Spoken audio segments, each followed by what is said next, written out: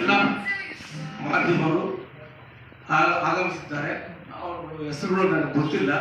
ದಯಮಾಡಿ ಅವರೆಲ್ಲರಿಗೂ ಕೂಡ ಒಂದು ಅಭಿನಂದನೆಗಳನ್ನು ಸಲ್ಲಿಸುತ್ತಾ ಇಲ್ಲಿ ಸೇರಿದಂಥ ನಮ್ಮ PTC ಮಂಜು ರಾಜ್ಯಾಧ್ಯಕ್ಷರು ಹಾಗೂ BM ವೆಂಕಟೇಶ್ ಅವರು ಗೌರವಾಧ್ಯಕ್ಷರು, ಉಪಾಧ್ಯಕ್ಷರಾದಂಥ ಶಾಂತನೂರವರು ಮತ್ತು ಕಾರ್ಯದರ್ಶಿ P ವೆಂಕಟೇಶ್, ಸಿರಾ ಮಂಜುನಾಥ್, ರಮೇಶ್, ನಾಗವಾರ, ನಾರಾಯಣಸ್ವಾಮಿ, ಈಶ್ವರಪ್ಪ, ಮಂಜಪ್ಪ, ಶಿವಮೊಗ್ಗ ಜಿಲ್ಲಾ ಈ ದಿನ ಪತ್ರಿಕಾ ಗೋಷ್ಠಿಯನ್ನು ಕರೆದಿದ್ದೇವೆ.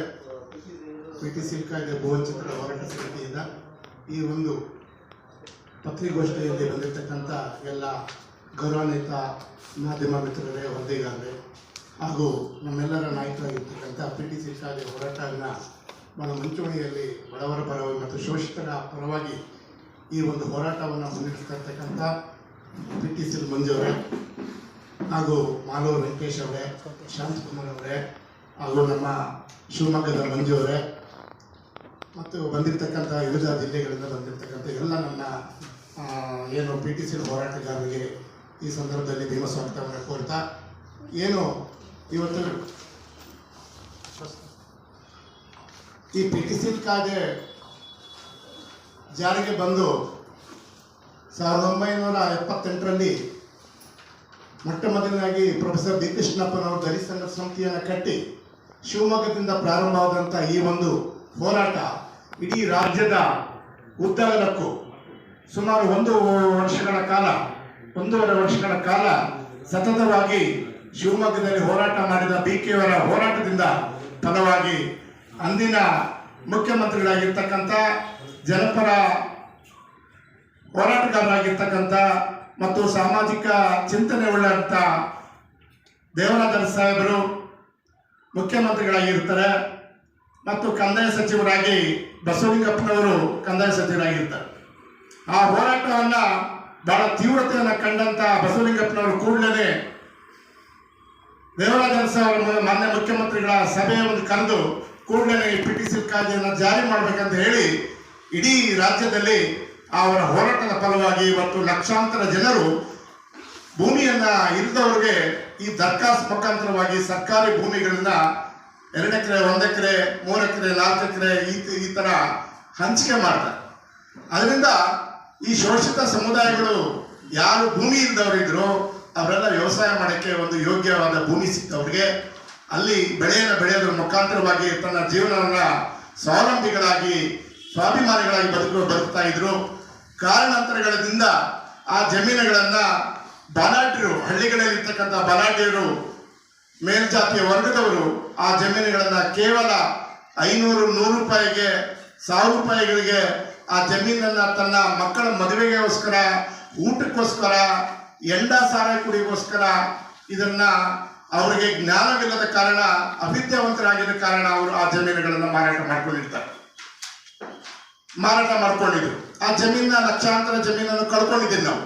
ನಂತರ ಈ ಹೋರಾಟವನ್ನ PTC ಮಂಜು ಅವರು ಏನಾದರೂ ಮಾಡಿ ಪ್ರೊಫೆಸರ್ ಬಿ ಕೃಷ್ಣಪ್ಪನವರ ಹೋರಾಟವನ್ನ ಮುಂದುವರಿಸಬೇಕು ಮತ್ತು ಈ PTC ಕಾಯ್ದೆಯಿಂದ ಭೂಮಿಯನ್ನ ಕಳ್ಕೊಂಡಿರ್ತಕ್ಕಂಥವ್ರು ವಂಚಿತರು ಮತ್ತೆ ಭೂಮಿನ ಕೊಡಿಸ್ಬೇಕಂತ ಹೇಳಿ ಸುಮಾರು 208 ದಿನಗಳ ಕಾಲ ಫ್ರೀಡಂ ಪಾರ್ಕ್ ನಲ್ಲಿ ದೊಡ್ಡ ಹೋರಾಟವನ್ನ ಅಹೋರಾತ್ರಿ ಧರಣಿಯನ್ನ ಮಾಡೋದ್ರ ಮುಖಾಂತರವಾಗಿ ಇಡೀ ಏನು ಅಂದಿನ BJP ಸರ್ಕಾರಕ್ಕೆ ನಾವು ಎಲ್ಲ ಕಡೆನೂ ಕೂಡ ಗೆಲುವು ಮಾಡಿದ್ರಿ. ಉದಾಹರಣೆ, ನಾವು ಹೊಸಕೋಟೆ ತಾಲೂಕಲ್ಲಿ ಬಂದಂತ ಕಂದಾಯ ಮಂತ್ರಿ R. ಅಶೋಕ್ ಒಬ್ಬ ಅಯೋಗ್ಯ ಇದ್ದಾನೆ. ಅವರು ಬಡವರ ಪರವಾಗಿಲ್ಲ, ಬಡವರ ಬಗ್ಗೆ ಚಿಂತನೆ ಇಲ್ಲ. PTC ಕಾಯ್ದೆ ನಮ್ಮ ವ್ಯಾಪ್ತಿಗೆ ಬರೋದಿಲ್ಲ ಅಂತ ಹೇಳ್ತಾರೆ. ನಾವು ಸುಮಾರು 500 ಜನ ಹೋರಾಟ ಮಾಡಿ ಅವ್ರನ್ನ ಗೆಲುವು ಮಾಡಿದ್ವಿ. ನಂತರ ಅವ್ರು ಹೇಳ್ತಾರೆ ಇದು ಕೇಂದ್ರ ಸರ್ಕಾರ ಮಾಡ್ಬೇಕಾಗಿತ್ತು ಅಂತ. ಆದ್ರೆ PTC ಕಾಯ್ದೆ ಸರಿ ಓದ್ಕೊಂಡಿರ್ತಕ್ಕಂಥ ಒಬ್ಬ ಅವಿದ್ಯಾವಂತನ್ನ ಈ ರಾಜ್ಯದ ಕಂದಾಯ ಮಂತ್ರಿ ಮಾಡಿದ್ರೆ ಅವ್ರಗಳಿಂದ ಯಾವ ನಿರೀಕ್ಷೆ ಪಡಿಬೋದು ನ್ಯಾಯ ಅನ್ನೋದು ನಾವು ಆಲೋಚನೆ ಮಾಡಬೇಕಾಗಿದೆ ಇವತ್ತು.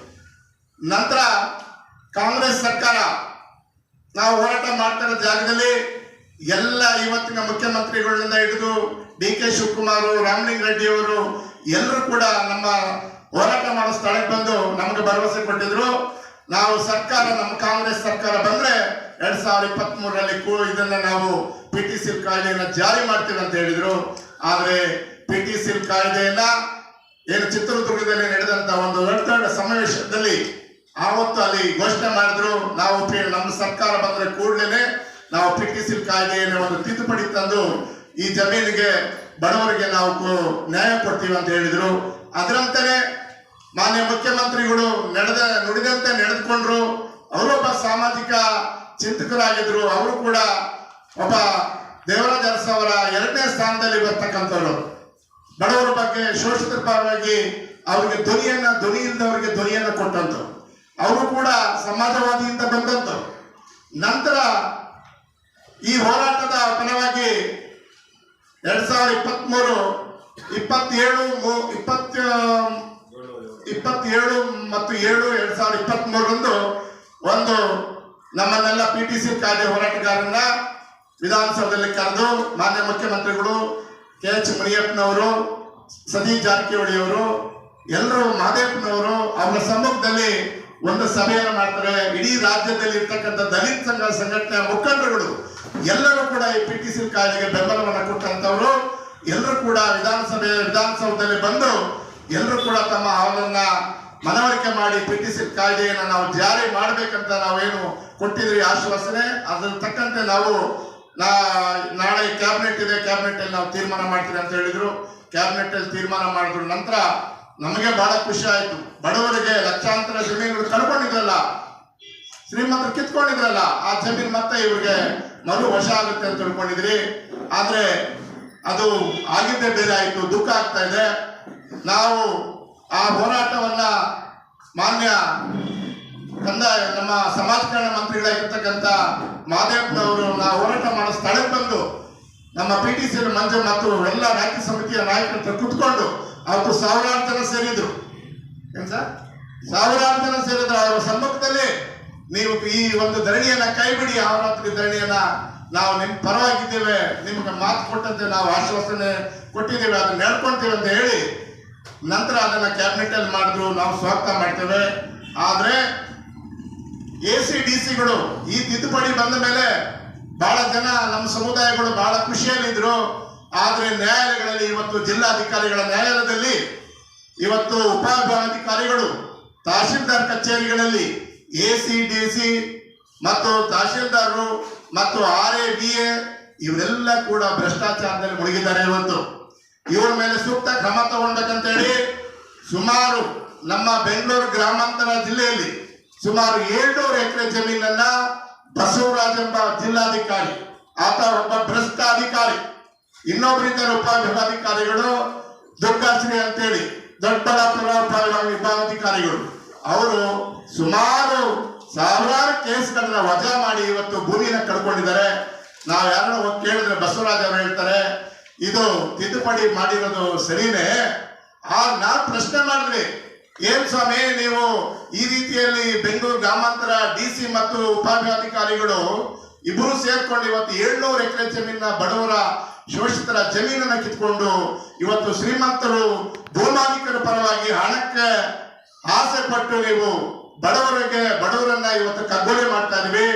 ಇವತ್ತು ಯಾಕೆ ಈ ರೀತಿ ಮಾಡ್ತಾ ಇದ್ದೀರಾ ಅಂತ ಹೇಳಿದ್ರೆ ಅವ್ರು ಹೇಳ್ತಾರೆ 1978ರಿಂದ ಈಚೆ ಬಂದಿರತಕ್ಕಂಥದ್ದು PTC ಕಾಯ್ದೆ, ಆ ಹಿಂದೆ ಬರ್ತಕ್ಕಂಥದ್ದು PTC ಕಾಯ್ದೆ ವ್ಯಾಪ್ತಿಗೆ ಬರೋದಿಲ್ಲ ಅಂತ ಹೇಳಿ ಅವರು ನೇರವಾಗಿ ಹೇಳ್ತಾರೆ. ಈ ರೀತಿಯಲ್ಲಿ ನಾವು ಎಲ್ಲೆಲ್ಲಿ ಮಾನ್ಯ ಜಿಲ್ಲಾಧಿಕಾರಿಗಳು ACDCಗಳು ಎಲ್ಲೆಲ್ಲಿ ನಮ್ಮ ದಲಿತರ ವಿರುದ್ಧ PTC ಕಾಯ್ದೆ ವಿರುದ್ಧ ಆದೇಶಗಳು ಮಾಡ್ತಾ ಇದ್ರು.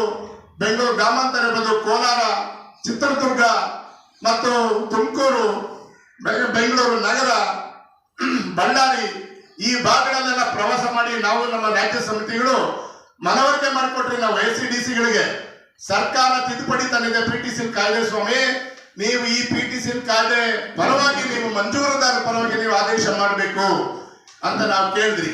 ಆದ್ರೆ ನಾವು ಕೇಳಿದ ಪ್ರಶ್ನೆಗೆ ಅವ್ರು ಹೇಳ್ತಾರೆ ಇಲ್ಲ, ನಾವು ಸರ್ಕಾರ ಮಾಡಿರ್ತಕ್ಕಂಥ ಆದೇಶ ತಿದ್ದುಪಡಿ ಏನಿದೆ PTC ಅದ್ರ ಪರವಾಗಿ ಮಾಡ್ತೇವೆ ಅಂತ ಹೇಳ್ತಾರೆ ನಮ್ಮ ಮುಂದೆ. ಬಟ್ ಅದ್ರ ವಿರುದ್ಧವಾಗಿ ಏನ್ ನ್ಯಾಯಾಲಯಗಳಿದೆ, AC ನ್ಯಾಯಾಲಯ, DC ನ್ಯಾಯಾಲಯಗಳು ಮತ್ತು ಹೈಕೋರ್ಟ್ ಮತ್ತು ಸುಪ್ರೀಂ ಕೋರ್ಟ್, ಈ ದೇಶದ ಎಲ್ಲಾ ನ್ಯಾಯಾಲಯಗಳು ಈ ದಲಿತ ಸಮುದಾಯ ವಿರುದ್ಧವಾಗಿ ಕುತಂತ್ರ ಮಾಡಿ ನಮ್ಮನ್ನ ಸರ್ವನಾಶ ಮಾಡಕ್ ಹೊರಟಿದ್ದಾರೆ. ನಾವು ಯಾವುದೇ ರೀತಿ ಕಾನೂನು ಬಾಹಿರ ಎನ್ನುವುದನ್ನೇ ಕೇಳ್ತಾ ಇಲ್ಲ. ನಾವು ಏನು ಸಂವಿಧಾನಬದ್ಧವಾಗಿ ಕಾಯ್ದೆ ಆಗಿದೆ, 1979 ಕಾಯ್ದೆ ತಂದರೆ 31C ಮತ್ತೆ 46 ಅಂಡರ್ ಏನು ಕಾಯ್ದೆ ರೂಪಿಸಿದ್ದಾರೆ, ಅದ್ರ ವ್ಯಾಪ್ತಿಲಿ ಏನು ಕಾಯ್ದೆ ಬಂದಿದೆ. ಅವತ್ತಿನ ಕಾಲದಲ್ಲೇ ಆಗಿನ ಕಾಲದಲ್ಲೇ ಕೂಡ ರಾಷ್ಟ್ರಪತಿ ಅಂಕಿತ ಕೂಡ ಆಗಿದೆ. ಇಷ್ಟೆಲ್ಲ ಕೂಡ ಆಗಿದ್ರು ಅವತ್ತಿನ ಕಾಲದಲ್ಲಿ ಮತ್ತೆ ಸುಪ್ರೀಂ ಕೋರ್ಟ್ ಅಲ್ಲಿ ಕೂಡ ಕಾಯ್ದೆ ಬಗ್ಗೆ ವ್ಯಾಲಿಡಿಟಿ ಚೆಕ್ ಆಗಿದೆ. ಮಂಚುಗೌಡ ಹೊಸಬ್ ಸ್ಟೇಟ್ ಆಫ್ ಕರ್ನಾಟಕದಲ್ಲಿ ಕಾಯ್ದೆ ಸರಿ ಇದೆಯಾ ಇಲ್ವೋ ಲೆಕ್ಕಾಚಾರಕ್ಕೆ ಸಂವಿಧಾನಬದ್ಧ ಕಾಯ್ದೆ ಇದೆ ಅಂತ ಅವತ್ತೇ ಒಪ್ಕೊಂಡಿದ್ದಾರೆ ಸುಪ್ರೀಂ ಕೋರ್ಟ್ ಅವರು. ಇಷ್ಟೆಲ್ಲ ಆಗಿದ್ರು ಕೂಡ ಈಗ ಏನಾಗಿದೆ ಅಂದ್ರೆ ಕಾಯ್ದೆ ಬಲಿಷ್ಠವಾಗಿದೆ. ಕಾಯ್ದೆ ಬಲಿಷ್ಠವಾಗಿದ್ರು ಉದ್ದೇಶಪೂರ್ವಕವಾಗಿ ಒಂದು ರೀತಿ ಮನುವಾದ ಅಂತ ಹೇಳ್ಬೋದು ನಾವು. ಮನುವಾದ ಲೆಕ್ಕಾಚಾರದಲ್ಲಿ ಸಂವಿಧಾನ ಅಡಿಯಲ್ಲಿ ಯಾವುದೇ ರೀತಿ ನ್ಯಾಯ ಒದಗಿಸ್ತಾ ಇಲ್ಲ. ಕೇವಲ SC/ST ಲೆಕ್ಕಾಚಾರಕ್ಕೆ ಏನಿಲ್ಲ, ಎಲ್ಲಾ ಸಮುದಾಯದ ಬಡವರ ನಾಶ ಮಾಡಕ್ಕೆ ನ್ಯಾಯಾಲಯಗಳು ಮಾಡಿದ್ದಾರೆ. ನೇರವಾಗಿ ನಮ್ಮ ಆರೋಪ ನ್ಯಾಯಾಲಯಗಳ ಮೇಲೆ. ನ್ಯಾಯಾಲಯಗಳೇ ನಮ್ಮನ್ನ ಮರಣ ಶಾಸನ ಬರಿತಾ ಇದ್ರು. ನ್ಯಾಯಾಲಯಗಳು ಕರೆಕ್ಟ್ ಆಗಿ ಕೆಲಸ ಮಾಡಿದ್ರೆ ಇವತ್ತು ನಮ್ಮ ಬದುಕು ಹಸನಾಗ್ತಾ ಇತ್ತು. ನಮ್ಮ ಬದುಕನ್ನ ನಾವು ಸರ್ವನಾಶ ಮಾಡ್ತಾ ಇರೋದು ಕೇವಲ ನ್ಯಾಯಾಲಯಗಳು. ಇನ್ನ ನಮ್ಮ ಆಳುವ ಸರ್ಕಾರಗಳು ಕೇವಲ ನಾಮಕೋಸ್ಕರ ಕಾನೂನು ಜಾರಿಗೆ ತಂದರೆ ಮಾಡ್ತಾರೆ, ಅದನ್ನು ಫಾಲೋ ಮಾಡಲ್ಲ. ಭ್ರಷ್ಟಾಚಾರ ವಿಪರೀತ ಆಗಿರೋದ್ರಿಂದ ಕಂದಾಯ ಅಧಿಕಾರಿಗಳು ದುಡ್ಡು ಕೊಟ್ಟರೆ ವಿಧಾನಸೌಧ ಕೂಡ ಬೇರೆ ಯಾರ ಹೆಸರು ಬರ್ಕೊಡ್ತಾರೆ. ಯಾರ ಹಣ ಇದೆ, ಹಣ ಕೊಟ್ಟರೆ ವಿಧಾನಸೌಧ ಯಾವ ಹೆಸರಿಗೆ ಖಾತೆ ಮಾಡ್ಕೊಡಕ್ಕೆ ಕಂದಾಯ ಅಧಿಕಾರಿಗಳು ರೆಡಿ ಇದ್ದಾರೆ. ಹಿಂಗಾಗಿ ಎಲ್ಲಾ ಕೂಡ ನಾಶ ಮಾಡಿ ದಲಿತ ಸಮುದಾಯ ಭೂಮಿಗಳು ಕಿತ್ಕೊಂಡು ಕಾಯ್ದೆ ವಿರುದ್ಧವಾಗಿ ಕಾನೂನು ಬಾಹಿರವಾಗಿ ನಮ್ಮನ್ನು ನಾಶ ಮಾಡಕ್ ಹೊರಟಿದ್ದಾರೆ. ನಾವು ಏನ್ ನಮ್ದು ಡಿಮ್ಯಾಂಡು, ಈಗ ಕಳೆದ ಸಿಂಪಲ್ ಹೇಳ್ಬೇಕು ಅಂದ್ರೆ ಕಳೆದ ಒಂದು 2017 ಒಂದು ಸುಪ್ರೀಂ ಕೋರ್ಟ್ ಆದೇಶ ಬರುತ್ತೆ. ನಿಕ್ಕಂಟಿ ರಾಮಲಕ್ಷ್ಮಿ ಹೊಸಬ್ ಸ್ಟೇಟ್ ಆಫ್ ಕರ್ನಾಟಕ ಈ ಜಡ್ಜ್ಮೆಂಟ್ ಏನ್ ಹೇಳುತ್ತೆ, ಕಾಲಮಿತಿ ಒಳಗೆ ನೀವು ಅರ್ಜಿ ಸಲ್ಲಿಸಿಲ್ಲ ಅಂತ ಒಂದು ಸುಪ್ರೀಂ ಕೋರ್ಟ್ ಆದೇಶ ವಜಾ ಮಾಡ್ತಾರೆ. ಅಂದ್ರೆ PTCL ಕಾಯ್ದೆ ಏನ್ ಜಾರಿಗೆ ಬಂತು 1978, ಆ ಕಾಯ್ದೆ ತಂದಿದ್ದ ಉದ್ದೇಶನೇ ಯಾರು ಬಡವರಿದ್ದಾರೆ, ಯಾರು ಅವಿದ್ಯಾವಂತಿದ್ದಾರೆ, ಇವ್ರಿಗೆ ಗೊತ್ತಿಲ್ಲ, ಮೋಸ ಮಾಡಿ ಜಮೀನು ಕಿತ್ಕೊಂಡಿರ್ತಾರೆ, ಆ ಉದ್ದೇಶದಿಂದ ಇದನ್ನ ರಕ್ಷಣೆ ಮಾಡ್ಬೇಕಂತ ಉದ್ದೇಶಕ್ಕೆ ಕಾಯ್ದೆ ತಂದ್ರು. ಕಾಯ್ದೆ ಯಾವುದೇ ಲಿಮಿಟೇಷನ್ ಇಲ್ಲ. ಯಾವಾಗ ಅವ್ರ ಗಮನಕ್ಕೆ ಬರ್ತದೆ ಅವಾಗ ಅವ್ರು ಕೇಸ್ ಹಾಕಬಹುದು. ಇಲ್ಲಿವರೆಗೆ ಏನಿತ್ತು, ಯಾವಾಗ ಅವ್ರ ಗಮನಕ್ಕೆ ಬರ್ತದೆ, ಈಗ ನಂದು ಕೂಡ ಜಮೀನಿದೆ, ಇದು 3ನೇ ತಲೆಮಾರು ಜಮೀನು, ಈಗ ನಮ್ಮ ತಾತನ ಮಂಜೂರಾಗಿದ್ದ ಜಮೀನು, ನಮ್ಮ ತಂದೆ ಗೊತ್ತೇ ಇಲ್ಲ, ವೈದ್ಯವರು ಓದೇ ಇಲ್ಲ, ನಾನು ಓದಿ ಮೆಜಾರಿಟಿ ಬಂದ್ಮೇಲೆ ನನಗೆ ಗೊತ್ತಾಗಿದ್ದು ಈ ತರ ಮೋಸ ಆಗಿದೆ, ನಾನು ಜಮೀನು ಕಿತ್ಕೊಂಡಿದ್ದಾರೆ ಅಂತ. ಅವಾಗ ನಾವು ಕೇಸ್ ಹಾಕಿದೀವಿ. ಎಲ್ಲರ ಒಳಗೆ ಇದೇ ಸಮಸ್ಯೆ ಆಗಿರೋದು. ಯಾಕೆ ಡಿಲೇ ಆಗಿದೆ ಅಂದ್ರೆ ಇದೇ ಸಮಸ್ಯೆ. ಮುಂದಿನ ಜನರೇಷನ್ ಗೊತ್ತಿಲ್ಲ, ಅವ್ರು ರಕ್ಷಣೆ ಮಾಡ್ಬೇಕನ್ನೋ ಉದ್ದೇಶಕ್ಕೆ ಕಾಯ್ದೆ ತಿಂದಿರೋದು. ಕಾಯ್ದೆ ಮೂಲ ಆಶಯನ ವಿರುದ್ಧವಾಗಿ ನಡ್ಕೊಂತಾರೆ ಅಂದ್ರೆ ಮತ್ತೆ ಏನ್ ನ್ಯಾಯಾಲಯಗಳು ಬೇಕು? ಇದು ಮೇನ್. ನನಗೆ ನಿಮ್ಗೆಲ್ಲ ವಿವರವಾಗಿ ಇದ್ರಲ್ಲಿ ಬರ್ದಿದ್ದೀನಿ ನಾನು. ಅದು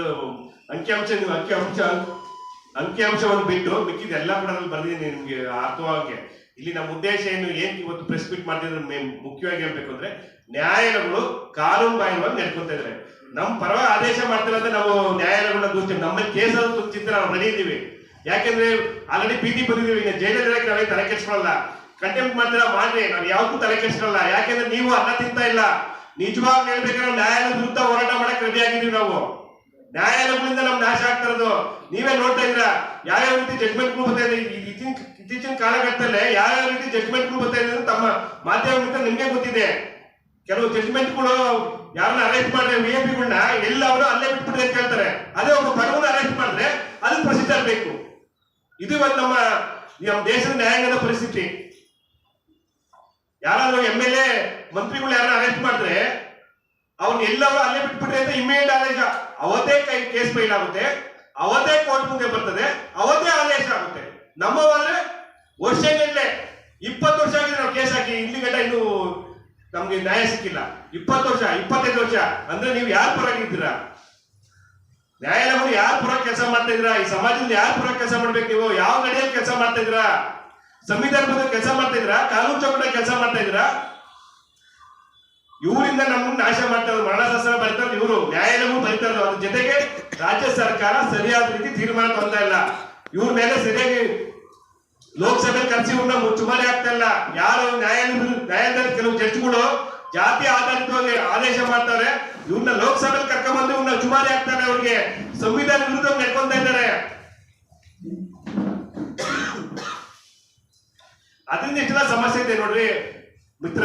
ನಾನು ಹೆಚ್ಚು ಜಾಸ್ತಿ ಮಾತಾಡಿದ ತಮಗೂ ಇದು ಅಭ್ಯಾಸ ಮಾಡಕ್ ಹೋಗಲ್ಲ. ಕಾಯ್ದೆ ತುಂಬಾ ಸ್ಪಷ್ಟವಾಗಿದೆ.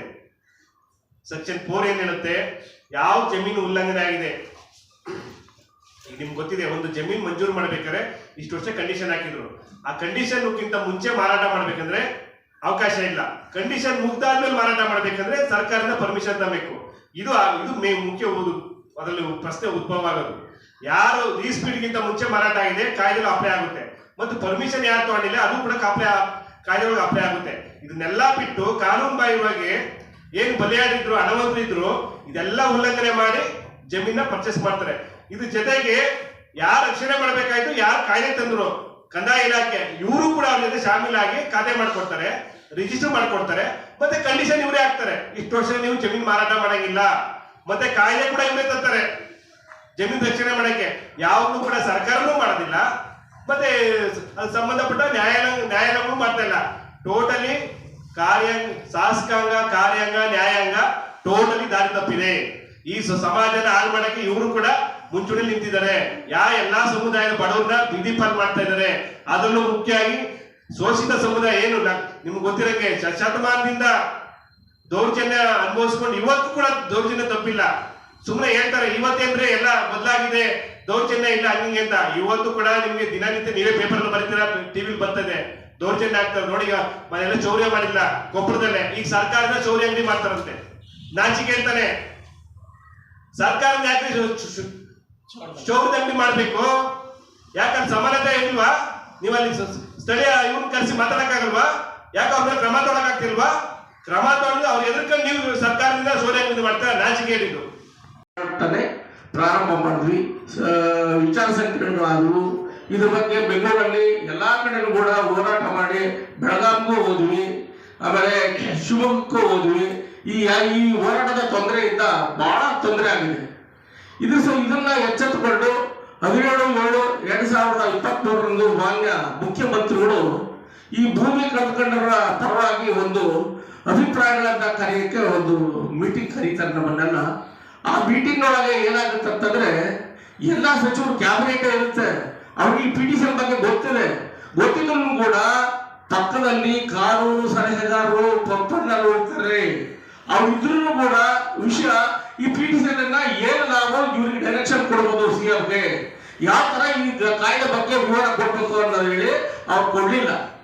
ಸುಮ್ಮನೆ ಕೂತಿದ್ರು ಎಲ್ಲ ಮಂತ್ರಿಗಳು ಕೂಡ, ಮಾದೇವಪ್ಪರ ಇರ್ಬೋದು, ಕೆ ಮುನಿಯಪ್ಪರ ಇರ್ಬೋದು, ಪ್ರಿಯಾಂಕ ಖರ್ಗೆ ಇರ್ಬೋದು, ಎಲ್ಲರೂ ಕೂಡ ಸುಮ್ಕೆ ಇದ್ರು. ಇದು ಆಗ 10 ದಿನದೊಳಗೆ 27/10/2023 ಇವರು ಏನ್ ತೀರ್ಮಾನ ತಗೊಂಡಿರ್ತಾರಲ್ಲ, ನಮ್ಮೆಲ್ಲ ಅಭಿಪ್ರಾಯಗಳನ್ನ ಕೇಳಿರ್ತಾರಲ್ಲ, ಆ ಅಭಿಪ್ರಾಯದ ವಿರುದ್ಧವಾಗಿ ಕಾಯ್ದೆನ ತಿದ್ದುಪಡಿ ಮಾಡ್ತಾರೆ. ACDCಗಳು ಈ ಕಾಯ್ದೆ ತಿದ್ದುಪಡಿಗೆ ಕಿಂಚತ್ತೂ ಬೆಲೆನೇ ಕೊಡ್ತಾ ಇಲ್ಲ. ಹೈಕೋರ್ಟ್ ಅಲ್ಲಿ ಈ ತಿದ್ದುಪಡಿಗೆ ಒಗಿತಾ ಇದ್ದಾರೆ. ಇಂಥ ತಿದ್ದುಪಡಿ ಬೇಕಾಗಿತ್ತ ನಮಗೆ? ಇವರು ನಮ್ಮ ಎಲ್ಲ ಎದುರಿಗೆ ಕುತ್ಕೊಂಡು ನಮ್ಮನ್ನ ಆಡದಲ್ಲಿ ಕುತ್ತಿಗೆ ಹೋದಂತರು ಈ ತಿದ್ದುಪಡಿ ಕಾಯ್ದೆಯಿಂದ. ಇವತ್ತು ಭೂಮಿ ವಂಚಿತರಾಗಕ್ಕೆ ಯಾರು ಕಾರಣ? ಇವ್ರು ACDCಗಳು ಇವ್ರ ಕೈಗೆ ಇದ್ದಾರೆ. ಇವ್ರಿಗೆ ಅಟ್ಲೀಸ್ಟ್ ಇದನ್ನ ತಡೆಯಕ್ಕಾಗ್ತಾ ಇಲ್ಲ. ಮೇಲೆ ಕೋರ್ಟ್ ವಿಚಾರಗಳು ಬೇರೆ ಒಂದ್ ಕಡೆ ಆದ್ರೆ ACDCಗಳು ಇವ್ರು ಎರಡವರಲ್ಲಿ ಇದ್ದರು ಇದನ್ನ ಮಾಡ್ಬಾರ್ರಿ, ಕಾಯ್ದೆ ತಿದ್ದುಪಡಿ ಇದು ಕೋರ್ಟಲ್ಲಿ ಇದೆ, ಕೋರ್ಟಲ್ಲಿ ಇರೋವರೆಗೂ ಏನ್ ತೀರ್ಮಾನ ಆಗೋವರೆಗೂ ಇದನ್ನ ಮಾಡ್ಬಾರ್ರಿ ಅಂತ ಒಂದು ಡೈರೆಕ್ಷನ್ ಕೊಡಕ್ ಆಗ್ಲಿಲ್ಲ ಅಂತಂದ್ರೆ ಸಿಎಂಗೆ, ಕಂದಾಯ ಮಿನಿಸ್ಟ್ರಿಗೆ, ಸಮಾಜ ಕಲ್ಯಾಣ ಇಲಾಖೆ ಮಿನಿಸ್ಟ್ರಿಗೆ